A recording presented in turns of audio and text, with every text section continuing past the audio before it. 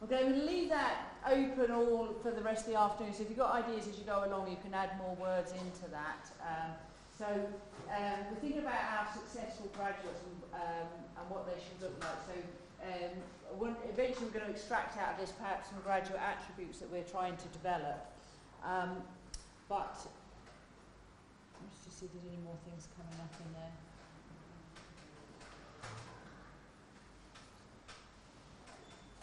Yeah, so some of the ideas coming through, innovative, problem solving, creative, ethical, and then some of the ones I've only got research oriented, enthusiastic, well organised, the discipline expertise, there's a few like that, self-confident and confident, professional, lifelong learners, good communicators, a huge diversity of attributes that we want our successful graduates to have. Now, all of these things actually make our students employable, and that's really what we mean by employability. This is quite sort of UK-centric, but the government wrote a paper, I think it's 2016, it was a government white paper, which was about success as a knowledge economy. And the idea behind it was that what do our graduates need to be successful in the knowledge economy that we're building, or hoping to build in the UK. So this idea here is around sort of the government's view about what our successful graduates should look like. And then there's another sort of conversation that's been going on, is it's all just about skills. And it kind of gets reduced down to skills. And people working in higher education say, well, higher education is about more than skills. It's not just about being able to do things, it's about the whole, the rounded whole person. So there's a little bit of discourse around that in the sector, but essentially what we're driving at is those things that you came up with in the answer garden, and how do we develop and embed those within the curriculum. Students are not just going to become these creative, innovative, well-organised young people just by themselves, unless we kind of scaffold and support that through the degree programme. So employability is more than just about what sort of, what our employment figures are. Okay, so it's not just about how many students get a job at the end of the degree programme. It's much more about making them fit for work, not just now, but in 10 years' time, 15 years, 20 years, for the whole of their career. So employment is not the same thing as employability, because your students could leave university and get a job which is not really using all of their graduate attributes, okay? So it's really about that kind of how employable are they now and in the future, and how ready are they to adapt to changing job markets. This slide is again, I appreciate that you're not going to be able to see the data on that, but it does provide quite a useful illustration. This is UK data, but I imagine you probably see something similar in Turkey. So this is graduate employment 3 years after graduation, okay? And down the left-hand side is the discipline, okay? So at the top we've got medicine and dentistry, and at the bottom here we've got sports science. And the blue bar represents the percentage of those students who are employed in jobs that directly use their degree. So right at the top here, where we've got doctors and dentists, it's kind of 97, 98% of those go on to be doctors and dentists. Okay, so that's quite an obvious one. Similarly, subjects allied to medicine, things like biomedical science, physiotherapy, radiotherapy, all of those sort of disciplines. Quite a high percentage of students with those degrees, whatever that is, it's around 80%, go on to be physiotherapists, radiographers, biomedical scientists, etc. So there's quite a direct translation. But as you go down the disciplines, engineering, it's about 60% go on to be engineers. And then computer science, physics, the physical sciences, it becomes less and less. Okay, so here in the physical sciences, perhaps only 30% of them go on to actually use their degree discipline in their job. Okay, so you're spending, if you're doing teaching students biology, for example, you're spending all your time teaching them stuff about molecular biology and biochemistry and all the rest of it, and actually only less than 40% of them are going to go on to do jobs where they're actually using that knowledge. Okay, so I'm not saying that you need to do away with all of that knowledge, but it's just something that you need to bear in mind, that over half your students are never ever going to need to know the central dogma of molecular biology or whatever it is, the structure of a protein. Okay, so there's just a balance between, you know, how much knowledge they need, how much knowledge they can get not directly from you, and how much they're going to actually need to go on to do their jobs. And these sort of STEM disciplines are considered much more vocational than perhaps other disciplines such as theatre studies or writing or whatever, where there is no specific career path that students are going directly into. So therefore, what is the purpose of the knowledge that you're giving them in those types of disciplines?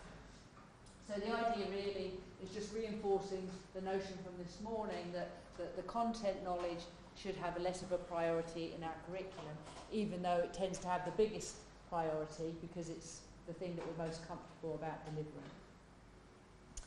So I'm going to give you a little exercise to do, just to start your post-lunch brains working. And I'm going to give you a sheet to read first. It's a page and a half, so there's quite a bit of text on there. Let me just take one and pass those back. You scan through it and find the bits that are relevant to you. It's a lot of quotes from different people. There was a round table discussion about the future of employment. Okay, has everybody had a chance to read through that? Just depress you all for the afternoon. Yes, it's just like Aldo Huxley's A New World. Yes. Okay, what I'd like you to do, obviously there's quite a lot of different opinions in there. Some you'll see from the bit at the top that this was a round table discussion which involved people from different disciplines, academics, writers, IT people. So you can see the different perspectives coming in there. In your group, and please move to a different group for this exercise, because I think it'd be useful to speak to people from other disciplines and get some different ideas. But pick out one or two of those paragraphs that you'd like to focus your discussion on, okay? And I'll put up the problem-based learning model if you want to use that to go through the bit that you're discussing, but I'm not saying that you have to do it that way. I'm just going to put that up for you to look at.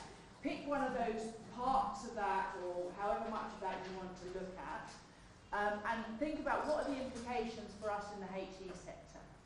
Okay, so whichever angle you want to take on this, but start to think about what's the implications for us in higher education, for you and your role. Okay, so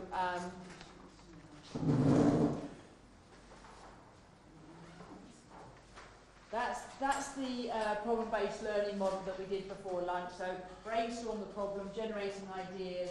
What do you know? Obviously, this is very speculative and future-driven, so there's only so much we're going to know. Some of it can be predicted. What are the issues? What are the issues for you in the HE sector, and what would you do about that in terms of thinking about your degree programs? Okay, so pick a part of that. Form new groups and have a conversation. We'll have about just over 15-20 minutes on this, so we'll get back together at 1:45, okay?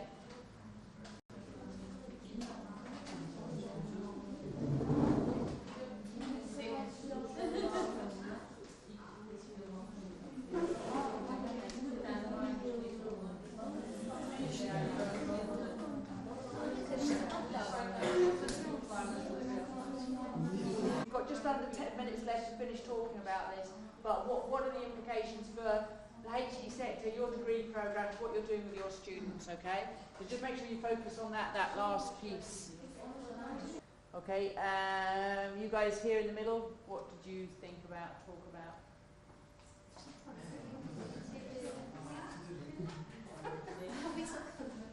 Yes, I think so. I think we spent a great deal of our time talking about automation, machine learning, artificial intelligence. We focus on these issues. And we also concluded that not only jobs will change, but the structure of the society, everything, the mechanisms, dynamics of the society will change. This has already started.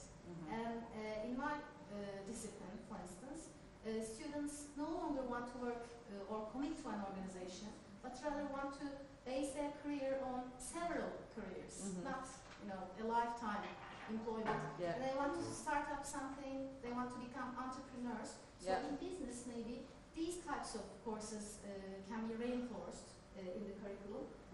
Whereas in the other disciplines and in all disciplines we thought that every study, every research topic should be interdisciplinary. Because when there is a cyber issue, maybe we'll talk about that. Your discipline was biomedical engineering can work with medicine. So there should be interdepartmental coordination, cooperation. Yes. So the new curriculum, maybe the disciplines will not be as we thought of them as today. Silos, But maybe new disciplines will emerge. New engineering types will emerge. So we should respond to the industry and changing the needs of the changing world. I think that's really interesting. Certainly, my experience with the engineering world is that very sort of progressive engineering curriculum are becoming much more interdisciplinary. So they get programs which are called liberal education in engineering, where students are having to do more creative subjects, so that they it really just explores their creative side rather than just the kind of the maths and physics of engineering, which a lot of which can be automated. But there's the thought that the actual creative process within engineering cannot be automated, certainly yet. Okay, you guys here? Your table? Or have we done yours? No, this one here. We could manage to capture the most maybe optimistic paragraph. It's not that optimistic, but we try to be optimistic. It says here, I used to think that creative skills would provide a safe space as a refugee. Yes, we accept that the nature of the jobs will be different in the future, but fine arts, music and theater and arts and crafts will survive because they require the human touch, and I think we want to equip our students with more human or humane skills to compete with computers and robots, as far as the fine arts and the arts and crafts are concerned, at least. I think that's interesting. We just we are all teaching English, and we are aware of the fact that the importance of the digital learning environment is day by day. It's radically changing learning a foreign language, but still we think the human factor is really important. I think so. Yes. Okay, that's great. And you guys down here at the front?